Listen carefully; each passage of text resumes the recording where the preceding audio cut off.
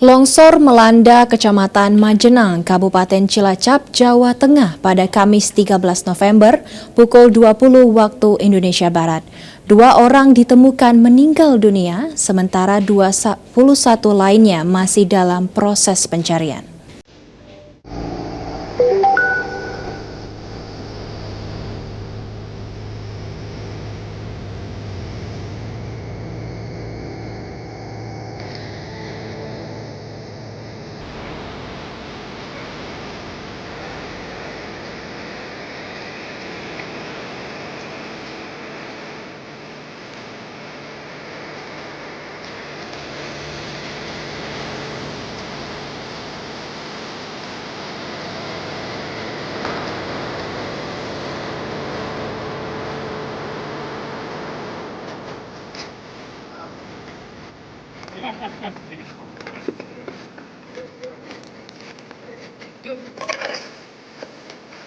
Ayo telepon kita ke kita seperti ada